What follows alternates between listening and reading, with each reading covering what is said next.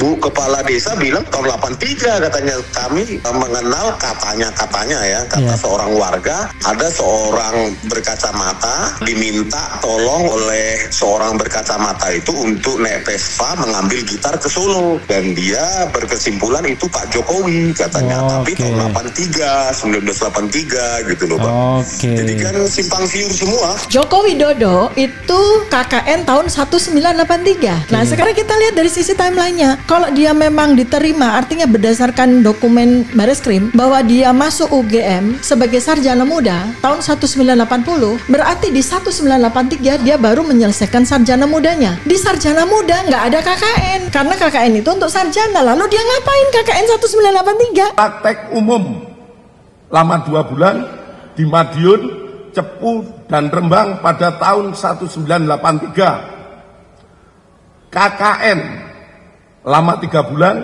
di Kecamatan Wonosegoro, Kabupaten Boyolali pada tahun 1983. Nanti KKN-nya ganti lagi, KKL-nya di mana?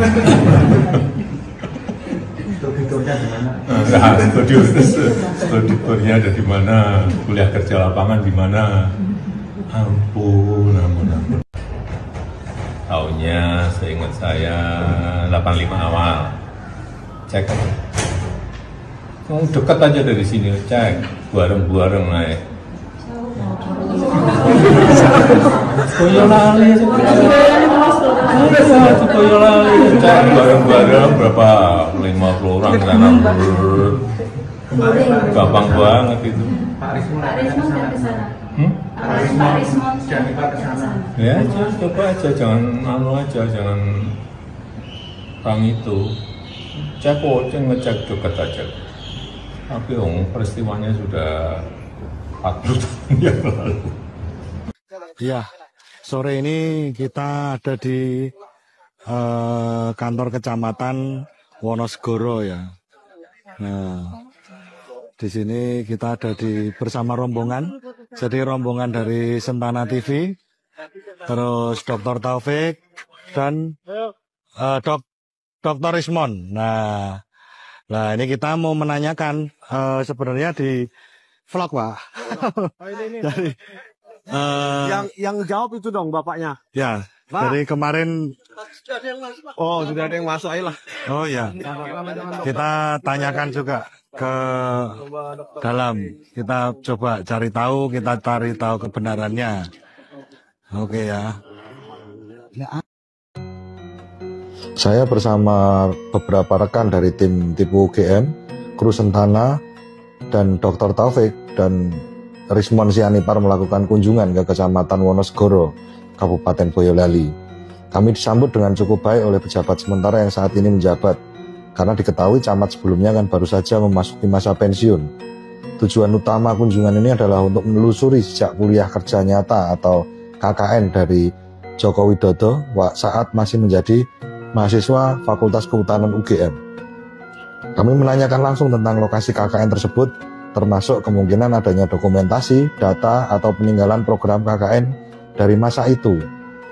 Namun setelah proses klarifikasi dan pengecekan dokumen di kecamatan, kami tidak berhasil menemukan satupun data yang valid yang dapat mengkonfirmasi keberadaan program KKN dari Jokowi di wilayah ini. Tidak ada arsip, tidak ada laporan kegiatan maupun foto atau catatan resmi yang bisa kami verifikasi. Kunjungan ini merupakan bagian dari upaya kami untuk menggali fakta dari berita yang selama ini simpang siur di tengah masyarakat. Karena bagi kami, kebenaran harus dibangun di atas data, bukan sekedar klaim atau cerita yang terus diulang tanpa dasar.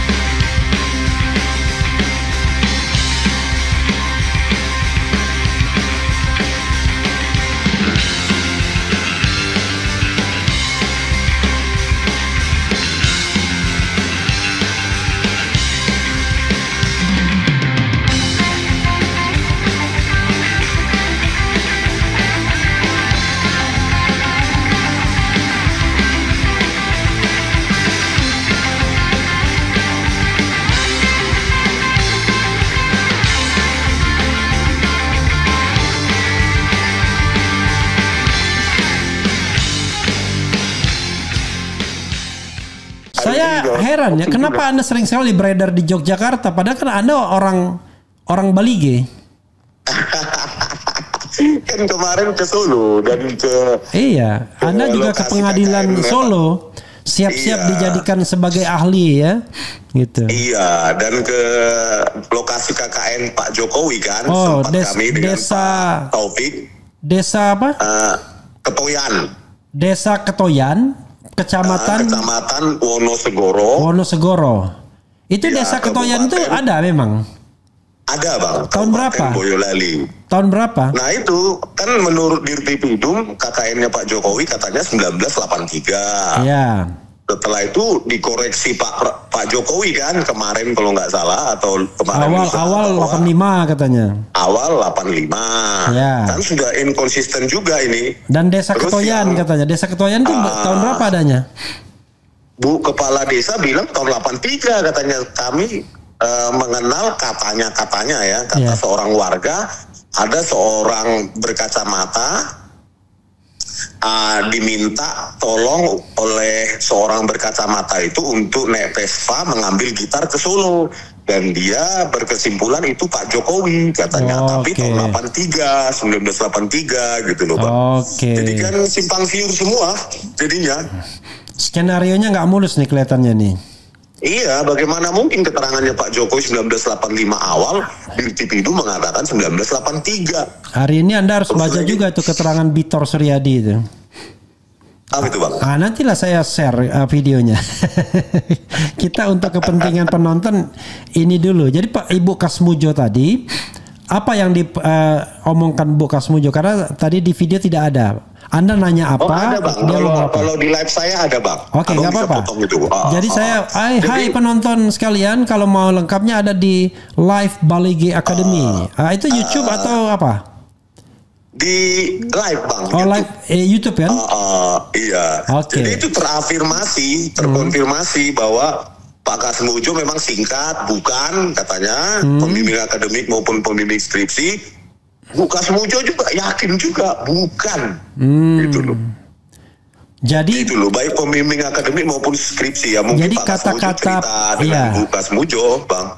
Jadi kata-kata Pak Kasmujo ini diafirmasi oleh Bu Kasmujo ya.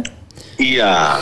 Dan, gitu loh. Dan melihat fakta, melihat fakta dia cuma 3B, kemungkinan besar belum dipercaya juga sebagai pembimbing akademik, mungkin begitu juga ya. Iya, bang. Karena begini, kalau di Fakultas Hukum saya pembimbing akademiknya muda. Waktu itu dia masih bujangan juga itu orang, masih S1 juga. Cuman saya membayangkan karena mahasiswa Fakultas Hukum itu kan banyak perangkatannya kan, nerimanya itu 250 orang. Kalau mahasiswa kehutanan kan mungkin cuma sedikit kan, karena itu. Iya bang, distribusinya kan dikit bang. Kami juga dulu karena dikit, yang dosen tua memang yang pembimbing akademik rata-rata. Kalau di Elektro UGM, bang, karena sedikit mahasiswanya. Iya, karena itu menyangkut, kalau sekarang kan menyangkut honor juga itu kalau pembimbing akademik dan lain sebagainya. Tapi kan memang sebagai advisor kan pembimbing akademik kan academic advisor gitu bang ya. Kalau di luar negeri itu kan memang yang harus yang senior memberikan advice nasihat akademik bang. Ya tapi waktu pengalaman saya di hukum cuma sekedar menandatangani KRS saja, kartu rencana studi aja. Mungkin karena banyak bang mahasiswanya kan. Mungkin jadi dia kalau kami nggak diberikan ini kau harus ngulang, ini kau harus begini, harus begitu, baru nanti semester depan ngambil ini gitu bang. Atau mungkin waktu itu karena pembimbing akademiknya muda, ini agak minder juga dengan ketua BEM-nya mungkin. Iya bang, karena abang ketua BEM dulu ya. Tapi belakangan itu profesor yang menjadi pembimbing akademik saya itu jadi dekan 2 periode dan meninggal tahun lalu. Jadi memang ada banyak hal ya dari sisi prosedur yang masih bisa kita persoalkan. Iya. Tapi untuk kepentingan masyarakat sebenarnya yang tadi harus clear dulu nih ya. Dikelirkan dulu, biar lanjut. Kicking gitu. Oke. 3 pertanyaan itu Dok silakan dijawab.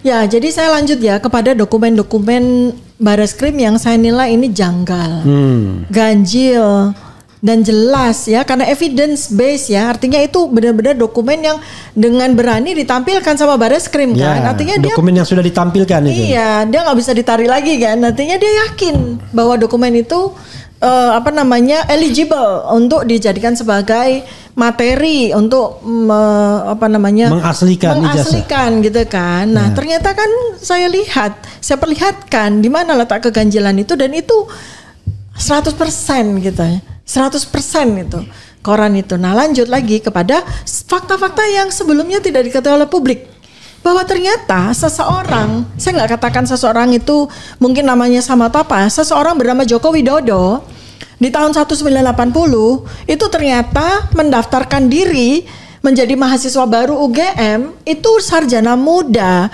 bukan sarjana gitu. Nah, ini kan persoalan, jadi ini Joko Widodonya sama atau beda nih? Ya kan, ada satu orang Joko Widodo atau dua orang Joko Widodo, tapi yang jelas dokumen registrasi yang ditampilkan oleh Bareskrim menunjukkan dia sarjana muda. Kemudian ada lagi yang ganjil lagi ya. Jadi gini, semua dokumen Bareskrim itu kita anggap itu dokumen yang sah.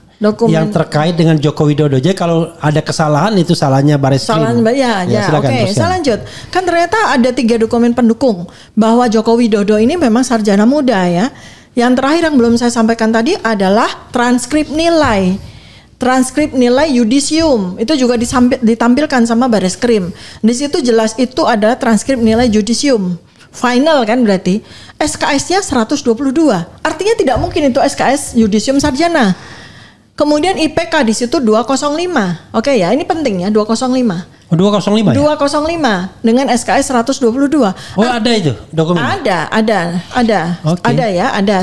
Saya belum lihat tuh dokumen. Ada, oke. Nah, artinya kalau kita mengambil sebuah asumsi bahwa mungkin aja loh dia dari sarjana muda setelah selesai dia kemudian mendaftarkan diri lagi ke program sarjana tambah penuh. Ya. Pertanyaannya apakah ada di tahun 1980 sampai 1995?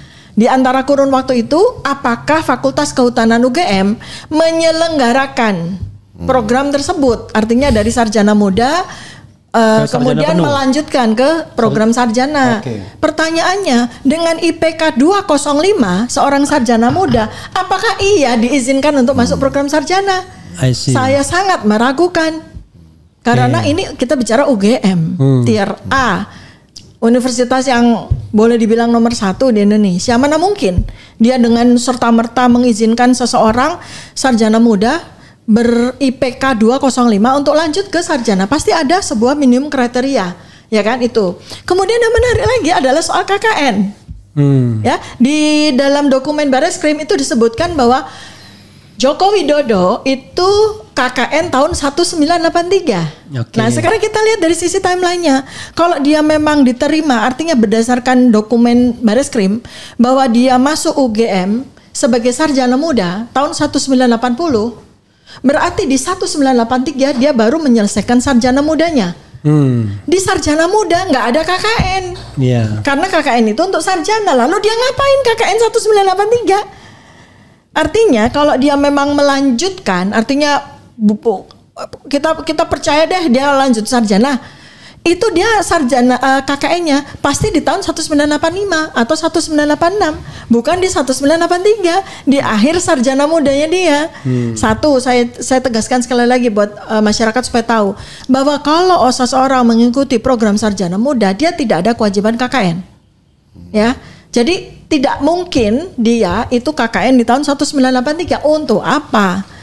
Nah, seandainya dia melanjutkan ke sarjana, pasti ada minimum IPK.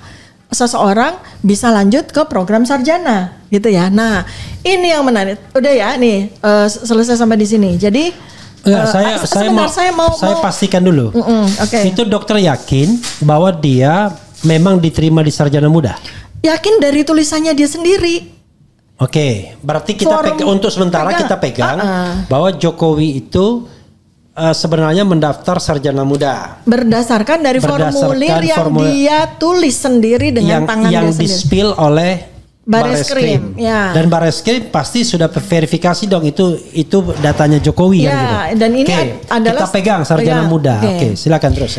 ini adalah sesuatu yang sangat baru buat kita, novel buat kita, suatu hal yang baru. Kita sama sekali tidak pernah tahu selama ini bahwa ternyata ada seorang calon mahasiswa bernama Joko Widodo yang mendaftarkan kembali masuk kepada mendaftarkan diri masuk tahun 1980 sebagai peserta program Sarjana Muda. Selama ini kita tahunya dia adalah yang diklaim oleh dirinya sendiri dan diklaim juga oleh UGM dan semuanya, dia adalah mahasiswa S1 gitu loh. Ini kan sesuatu yang baru dan kemudian lanjut lagi, kalau ini kita inline-kan dengan yang KKN yang diklaim juga oleh UGM, diklaim juga oleh Bareskrim, diklaim juga oleh kawan-kawannya bahwa dia KKN tahun 1983, itu sangat tidak mungkin. Karena di situ dia baru semester 6, berarti akhir dari sarjana mudanya, karena sarjana muda kan biasanya 3 tahun ya. Itu nggak ada KKN, ngapain dia lulus terus KKN? Terus ada ijazahnya. Nah dia sama sekali nggak pernah menunjukkan ijazah sarjana mudanya, nggak pernah ada sebuah sebuah diskusi atau sebuah klaim atau apapun bahwa ada dia memiliki ijazah sarjana muda. Tiba-tiba dia loncat dia punya ijazah sarjana, ya itu. Kemudian ada lagi transkrip nilai yang aneh buat saya, itu weird ya, ganjil, yaitu tiba-tiba Bareskrim menunjukkan transkrip nilai sarjana dengan nomor mahasiswa 1681 KT. Artinya itu adalah nomor mahasiswanya Joko Widodo. Mahasiswa bernama Joko Widodo. Ini saya nggak bilang mantan presiden atau presiden, Joko Widodo aja buat saya. Nah, ada tulisannya transkrip nilai sarjana. Di situ cuma 1, di situ tulisannya SKS-nya 88. Kemudian di sebelahnya ada IPK 3,05. Oke ya. Nah, ya. Nah, orang kalau kemudian berhipotesis kan, seperti ada beberapa kelompok juga berhipotesis. Ya berarti Joko Widodo itu lanjut dari sarjana muda ke sarjana. Nah, sekarang kita coba gabungkan. Sarjana muda dia memperoleh menyelesaikan 122 SKS. Kemudian sarjana dia tambah 88 SKS, total 122 ditambah 88. 200? Enggak dong, 122 tambah 88. Iya, 120 tambah 80 aja udah 200. Lah iya. Kan nggak mungkin. Karena menjadi sarjana waktu itu berdasarkan Kementerian Pendidikan Kebudayaan itu hanya 144. Sampai 150. Sampai 150 tergantung. Saya 158 untuk S1 saya. Sampai selesai dokter 218 ya. Nah, ini untuk sarjana yang tanpa profesi itu kan antara 140 sampai 150. Ngapain dia 122 ditambah? Karena apa? Kalau seseorang mengikuti program sarjana muda lalu dia melanjutkan ke sarjana, maka ada beberapa mata kuliah yang tidak perlu dia ambil. Ya kan? Nah, terus lucunya lagi nih, masalahnya kan mata peneliti kan beda sama mata orang biasa. Di dalam transkrip nilai sarjana itu ada beberapa mata kuliah yang buat saya tuh ganjil. Satu tuh kewiraan, ingat kan kita punya kewiraan ya. Kami sama-sama UGM ya, jadi kewiraan, agama Islam, bahasa Inggris, kalau Pancasila. Itu ada di situ lah. Itu kan sudah dia ambil waktu sarjana muda. Ngapain dia ambil di? Itu, namanya itu MKDU. Mata kuliah dasar umum. Itu ngapain dia ambil di program sarjana kalau memang dia lanjut, ya kan? Itu kan aneh. Jadi saya bertanya, ini transkrip nilai siapa gitu kan? Yang 3, itu. 3,05 yang 88 itu gitu. Kan itu nggak inline gitu. Gini, Dok, kelemahan kita adalah cuma dokter yang melihat data-data itu. Harusnya dokter tadi share ke kita sehingga selama proses diskusi kita bisa tunjukkan yang dokter sampaikan itu harusnya. Tadi saya nunjukin ke, ya berarti bisa dilanjutkan. Ya.